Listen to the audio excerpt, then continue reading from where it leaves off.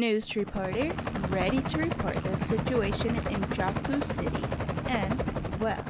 This following video contains spoilers that might upset you if you haven't watched this series. It is advised to avoid this video for your protection of not being spoiled. Also, do know that I most certainly do love the anime series and the characters, but sometimes life can be boring at times, so it's best to be a bit cringy at times. So, yeah. It ain't looking good. And they're trying to fight the villains and save the civilians into evacuating where it's safe. Why is Eri watching the news? Well, I guess she would have known sooner than later, since this might go viral around the world about the situation happening in Jaku City and some other cities that are being destroyed in Japan thanks to Gigan Tamashia. Endeavor is fighting off Shigaraki as the Nomus are fighting the other heroes. The only reason why some of these Nomus are not decayed is because Shigaraki has complete control over his quirk. The Nomu's main target is Eraserhead. Well, that's no surprise. I mean, Shigaraki did say he's really cool, so he needs to get taken down. Gran Torino goes on to save Eraserhead, and he tells Bakugo and Deku to stay put. Ha! Yeah. And those who are becoming heroes aren't built for waiting. So, yeah. Endeavor tells the others to protect Eraserhead and Deku for some reason he really doesn't understand. The only thing he understands is that Shigaraki is after Deku. Shigaraki and Deku both react in shock when they hear the voice of All For One saying, "Little brother." Yeah, this is bad since All For One wants to control Shigaraki's body and take Deku's quirk. But Shigaraki won't let him take over. He plans to sell One For All for himself. And he wants to be better than his master. Gran Torino goes against Shigaraki as he declares that he's hurting Nana, Shimura, and All Might. Shigaraki has no idea who this Nana person is, but he clearly doesn't care what he has to say since his target is Deku. But then again, he's indecisive because now his target is Eraserhead. And then it goes back to Deku again. But he can't get either of them since they're being protected by other heroes. As that is happening, the police force headquarters can only rely on the media since all their communication is cut off. Gigan Tamashia has got the other League of Villains on his back. And Dabi has something he has up his sleeve. To have society go against the heroes. Simmental stops Ginton from stopping the others so that they can go after Gigan Tamashia. Midnight tries to stop him using her quirk.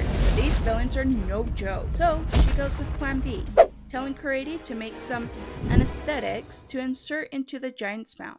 Leave it to Kuredi, she has it all under control. But Airphone Jack is a bit worried if they can make it in time since he's coming in under a minute. But no matter. He has slowed down thanks to Mountain Lady and Kamui Woods, giving them more time to do what they need to do to take Gigan Tamashia down. Kuredi said they won't run and that they will defeat the villains. Yeah! They are prepared for Gigan Tamashia, but not like they had any other choice, since he was coming towards the area pretty fast. But just as Charge Bolt was prepared to take them down, Mr. Compress shoots out his last remaining compressed debris at him, knocking him out of the air. That's okay, because they got his mouth open. But I was under the impression that they would succeed since they opened Gigan Tamashia's mouth, but I didn't expect him to blow the canister away. Also, with Dabi shooting his fire towards them, my goodness. Well, Gigan Tamashia is for sure an unstoppable bodyguard as he takes the League of Villains to Shigaraki.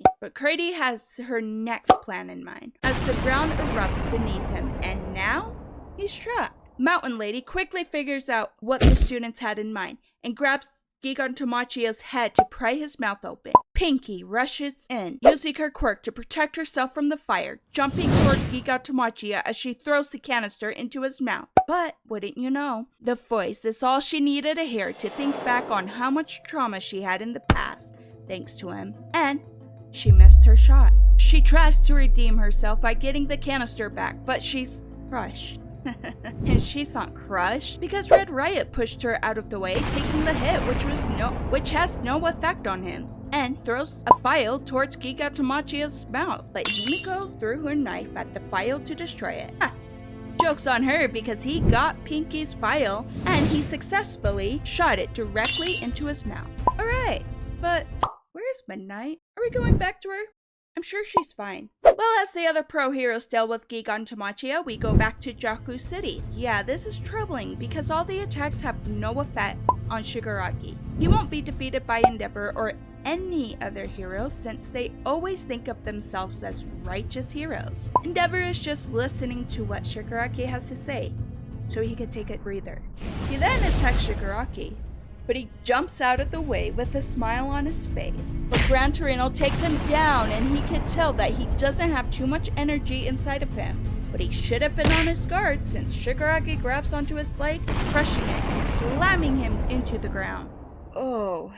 Deku's blood boils as he tries to attack Shigaraki, but he quickly gets off Gran Torino and propels himself towards Eraserhead. Deku said he will never forgive him. Well, I don't think this will affect Shigaraki, since he doesn't exactly spend his nights weeping over the people he's wronged. Ryuko tries to stop him using her dragon skills to force him down, but he punches through it and throws a quirk-destroying bullet towards Eraserhead as it hits him right in the leg. But Eraserhead managed to pull out his weapon without hesitation, sliced his right leg completely off, preventing the drug from spreading in his body. All Shigaraki could say is how cool Eraserhead is. You could already tell that his favorite hero is Eraserhead, but then again, he does this. Talk about mixed signals. Shoto! He's here at last, but unfortunately, Eraserhead's quirk is no longer active. A chilling smirk spread across Shigaraki's face because he knew the tables had turned. I mean, they had to erase his quirk to have a chance to defeat him, so there's a possibility they might lose. But then again, the heroes always win, right?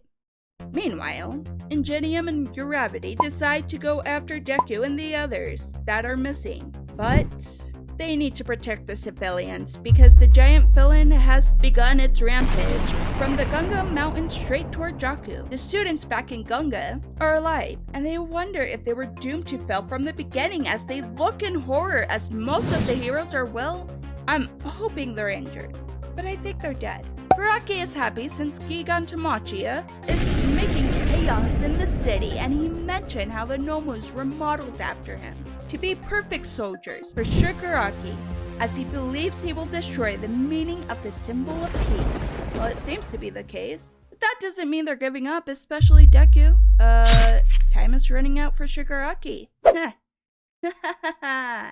Actually, his body can't handle the full power of All For One because it hasn't been 4 months for him to be in that tank. So he decides to rely on his quirk to finish them off, but Deku carries everyone off the ground with his black foot, so Shigaraki won't decay the ground, and he puts the other heroes on the ground as he faces off with Shigaraki in the air. Bakugo yells at Deku that he's in danger of having One For All stolen. He's not wrong, since Eraserhead isn't there to give Deku an advantage to defeat Shigaraki. Bakugo can't do much to help Deku, so he thinks back to their training. I think I said there would be no more training. I lied. You can't go through a season of My Hero Academia without a training course. Anyways, All Might requested some students to help Deku train his new quirk, and they started to yell at Bakugo for going too far into training Deku. But to me, it mirrored the real world Deku would face. These guys are a bit softy towards Deku. But nonetheless, he has learned some new ways to use his new quirk. As Deku is in training mode, Bakugo tells All Might that they won't be able to keep One For All a secret any longer, especially since Deku is using more than just one quirk. All Might said they still won't be telling the others as it could put the others at risk. Well, the secret is somewhat out now because Deku isn't so good at keeping secrets. Bakugo is now going back to another past. Why is he going back to so many flashbacks? They're in the middle of a war! Whatever. He goes back to when he and Deku were kids, and he explained to All Might that Deku's selfishness was a mirror reflecting his own deepest insecurities. So, he bullied Deku for it. However, that changes because Bakugo's dedication to Deku's training, despite their rivalry, hints at a hidden guilt that All Might picks up on. Now that we know Bakugo's reason for hating Deku so much, we can now go back to the present as Deku is fighting off Shigaraki. Endeavor tries to finish Shigaraki off, but he's still alive, and he says, "Little brother." He targets at Deku. But wouldn't you know, Bakugo tries to hit. Why? Probably because he still has that guilt he wants to get rid of. He can't really let Deku die until he gets rid of that guilt of his. Chocho is there to catch Bakugo and Endeavor. All for One is trying to make Deku snap by telling him that too much blood was spilt for no reason. And it works, to the point they almost stole his One for All. But then, Nana appeared to help him. Since he's not able to move in this place, All for One is amused to see her since he tells Shigaraki that she's his grandmother. He asks Nana if she would like to meet her grandson.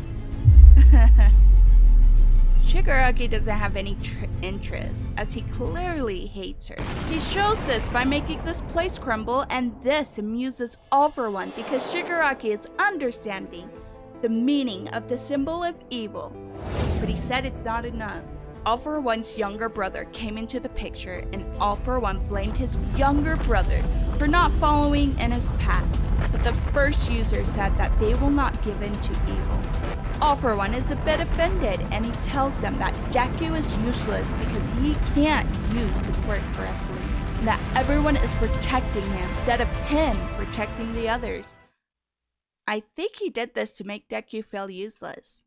But the first user said he doesn't understand how hard Deku works for the sake of others, and that Deku is obsessed with saving others to the point where it's not considered to be normal, that they will stay with Deku because of these reasons. Meanwhile, in Osaka, Sairo City, the area is being demolished by Gigan Tamachiya as he can now smell two of his masters. They can't get in contact with Endeavor, so Nijire goes on to let them know about going to Jaku City, and Ingenium goes for the same reason, but more like he wants to check up on his friends and make sure that they are okay. Deku uses his remaining strength to attack Shigaraki. Back in reality, Shigaraki and Deku began falling away from each other. All for One tells Shigaraki to retreat and let his body reach completion.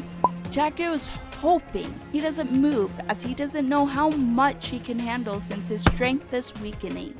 Yeah, this is going all over the place. So, Gigan Tamachi and the others are getting close to Shigaraki. Dabi tells Skeptic to prepare himself, for they are about to tear down this fake hero society. Toga wants to ask Deku and Uravity a question, and depending on the answer, she will be fine with it. Well, she might find Uravity a lot sooner than expected because Gigan Tamachiya has entered Nobato City at a speed of 100 kilometers.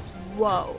I don't even know how they're going to stop him from going to Shigaraki or save everyone from Gigan Tamachiya's rampage, because it seems quite a few or a lot of heroes will have to sacrifice themselves into rescuing these civilians. Uravity and Froppy have been saving quite a lot of people even at the last moment. An elderly woman, yes, she is important to the series, approaches Uravity and Froppy yelling for help as her husband is bedridden and too heavy for her to move on her. She's very athletic to me. And she has transformed into Toga. Yeah, not surprised. And I did say she's an important character. She tells Uravity that she would have liked to have spoken with Froppy, and she finds it cool when Deku is injured. And she likes Uravity since they are similar to who they like. What is she going on about? I thought she was going to ask Uravity her question. Oh, well, she asked Uravity what she wants to do to her. Uravity hopes she didn't come all the way here just to eliminate these innocent civilians to ask her this question. But Toga just wants an answer to her question, and now she's annoyed with Uravity because Uravity's response is she wants to save as many people as possible in the current moment, and that if the villains are going to stand in her way, that she will be caught right here, right now. So now they're facing off. Toga explains to Uravity that when she thinks about someone that she loves, it makes her want to become that person, and that her need for the blood of that person becomes so great that it pains her, and she can't help it. She accepts that This is who she is as a person, and she tells Uravity her fight with Curious and how she ended her using her blood and quirk. Uravity is horrified, and I don't blame her, because she would never be happy about dropping someone to their death. And Toga is a bit distracted as she grabs the All Might keychain, and Uravity notices this and demands her to give it back. But she runs off with it, asking if it's precious. And she said it is. Toga then said that Twice was precious to her, and yet the heroes have eliminated him. She then changes the topic by saying she and Uravity are the same as they have a crush on Deku. Toga is now telling Uravity about her path, that people will tell her to change ever since she was little. But it didn't help her at all because ignoring her urges just made it worse. But Uravity said that's enough because threatening people as she pleases deserves what is coming to her, if that's all she cares about. And Toga, she starts to cry, saying, "There's my answer," which shocked Uravity, seeing her in tears. Toga says goodbye as she tries to attack Uravity. But Rappy stops Toga's attack as she disappears from the scene. Toga is sad that Uravity isn't who she thought she was, so she goes back to the League of Villains as she's not confused anymore. A large cargo plane flying towards the battlefield of the war, and Best Genius is prepared to take the enemies down. Speaking of which, Shigaraki is wanting to continue his fight with the heroes, but All For One tells him to retreat, which he refuses. And Nijire takes this opportunity to attack him, and hopefully they can finish him off quickly since he's on the ground. But their focus is to get the heroes to safety. Oh, and Ingenium is there to do the job. Shoto uses his eyes to reach Shigaraki, but he's distracted when Gigan Tamachia arrives on the battlefield. And All For One wants Shigaraki to leave since he could die if Deku or Endeavor attacked him again, which is why the rivet stem is extending from his spinal cord. Nijire and Shoto use their ultimate move to defeat Shigaraki, but it's swatted away by Gigan Tamachia, who gets Shigaraki off the ground. But they don't retreat, since he doesn't have an order from Shigaraki to retreat. So Spinner is trying to wake him up so he could tell Gigan Tamachia to take them out of here. As that is going on, Endeavor calls out to Dobby, but Dobby said he has a better name that he could call him, and he said to call him Toya. The broadcast begins to become hijacked and switched to a different broadcast with Dobby sitting on a couch, identifying himself as Toya Todoroki, who is supposedly to be known as dead. But he's alive, and he said he thought his family would recognize him despite having burns across his face. He has admitted that he has eliminated 30 innocent people. His reason for this is because of Endeavor, his father who once earned the power to surpass All Might. He figured he needed a child with a stronger quirk, so therefore he was created for the sake of his father's selfish dream. But he was deemed a failure and abandoned by Endeavor. Dobby is dancing to this pre-recorded message because all he wanted to do was make his father suffer, and he thought about eliminating Shoto. But when he realized he was the #1 hero, he thought about his father suffer by showing everyone as to who he really is. Toya said the past never dies, and invited his father to dance with him in hell. Endeavor is lost for words because all he could think about is how in the past he tried to look for his son at Sokoto Park, where they often trained together. But the only thing he could find was a piece of his jaw. He then thinks back on how he believed Toya could achieve his lifelong goal of overtaking All Might as #1. Back in the present, Mr. Compress and Spinner are shocked to hear this since they were unaware of this information. Spinner is still trying to get Shigaraki to wake up. Endeavor doesn't believe he could be Toya, and if he doesn't believe him, then the pre-recorded news will show him proof as the DNA confirms it to be the truth, as he used Endeavor's blood left over from the fight in Kyushu, and the result is 99.99% match. Okay, wow. This kid, known as Hiroshi, doesn't believe Dobby's words, since this wouldn't be enough to shake the trust people have in heroes. This footage of Hawks eliminating Tice would, Yeah, he's speechless since he doesn't know what to believe in anymore, and if that's the case, then Dobby did a good job in shaking the people's trust in the heroes. If that wasn't enough to shake them, then how about the fact that Hawks eliminated Best Jeanist while he was recuperating? Well, thank goodness that isn't a fact, because Best Jeanist has bound Dobby in carbon fiber. He also bound the other League of Villains, especially Gigantomachia, which is very impressive. Nijire tries to strike at Shigaraki, but Dobby's flames attack her and Shoto tries to beg Dobby to stop. Yeah, I don't think he will, since he intended to eliminate you and Endeavor. Possibly his whole family. Deku tries to move to save Endeavor since he can't get over the fact that Toya is in front of him alive. Shigaraki is somewhat conscious and thinks about his childhood home, wanting to destroy it. And he said, destroy it. Gigantomachia has increased in his power and caused Best Jeanist to struggle with containing him. As this is going on, the other heroes within the same area are fighting off the near high-end Nomus, trying to make sure that they don't get near to Shigaraki. But a Nomu came to lunge at Burning, but it's attacked by another hero. We know who it is. Mr. Compressed tells Spinner to look behind Best Jeanist as he spotted a Nomu arriving at Best Jeanist's location, preparing to strike. Deku could see this and keeps telling himself to move, because if Best Jeanist loses his concentration, then Gigantomachia will break free from his bindings. Lemillion is here, and it's all thanks to Eri. He has his quirk back. He quickly dispatches them with his quirk, but he doesn't have enough power to take out a Nomu with a single punch. So he proceeds to shout out for help, and Bakugo came in to save the day along with Nijire and Ingenia. As they tried to attack the Nomus from getting close to Best Jeanist, Bakugo tells Best Jeanist that his name is, Great Explosion Murder God Dynamite. Yeah, I'm calling him Dynamite. Everyone complains about his hero name. Even Mr. Compress and Spinner think it's lame. But Lemillion thinks it's a good hero name, calling it fun. But he said it's not meant to be fun. However, Lemillion recites Sir Night-Eye's words, saying, a world without humor and smiles will not have a bright future. Dobby said it seems that they are having fun down there, as his brother is having a tough time. And Shoto said he is as well, since his body is burning up.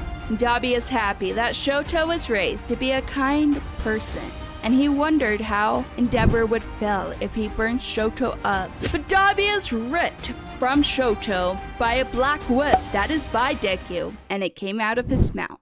And this is similar to Froppy's style. Dobby is annoyed with Deku as he is interfering with a family affair. But Deku said it is his business, since Shoto is a good friend of his, and Endeavor is his mentor who helped him get stronger. Deku admitted that the past may never disappear. That is why he is looking at Endeavor now, who is working hard to repair the damage done. He shouts at Dobby that he is not Endeavor. That might have worked on Shoto, but it won't work on Dobby. However, it did break Endeavor out of his shock trance, so that's good, I think.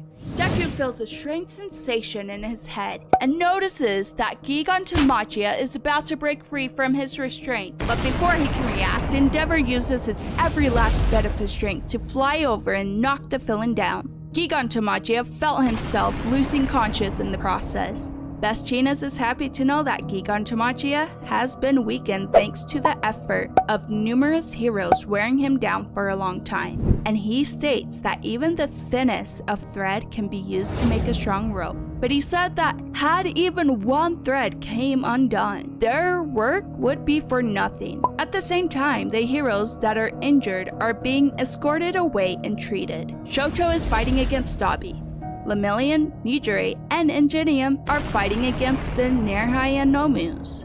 Mr. Compress tells Spinner that he loves being in the League of Villains, and their main focus is to wake their leader up. He tells Spinner to use it well, as he attacks himself so he can release his hand to free Spinner and Shigaraki by using his quirk. Mr. Compress tells the heroes that they aren't the only ones who are risking their lives for a cause. All of this chaos is happening.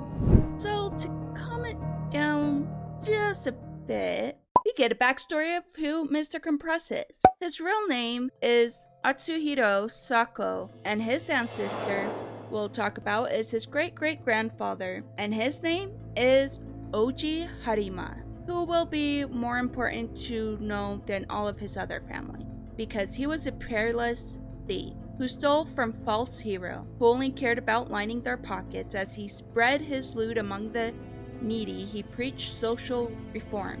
So basically it's his duty to expose unfairness. And now, going back to the present, Mr. Compress' face is revealed. Mr. Compress is up against Lemillion, as Spinner puts the hand onto Shigaraki's face, hoping that it will wake him up, which it does, and all the Nomus go running towards Shigaraki as the heroes try to stop them and defeat them. All for One tells them to retreat, but Spinner doesn't want to go without Toga, but it seems they might have to at this point. Shigaraki is now going up against Shigaraki, but he's defeated. The League of Villains are retreating now, but Deku won't let that happen as he attacks Shigaraki, but he dodges it. He said they will meet again. Deku can't forgive him for the damage he has done to the people, but deep down inside of Shigaraki, he knows that he needs to be saved. Sadly, the heroes have failed in defeating the villains, and a lot of heroes have died in the war. Thank you all, and hopefully I will finish the recap of Season 6 before Season 7 comes out.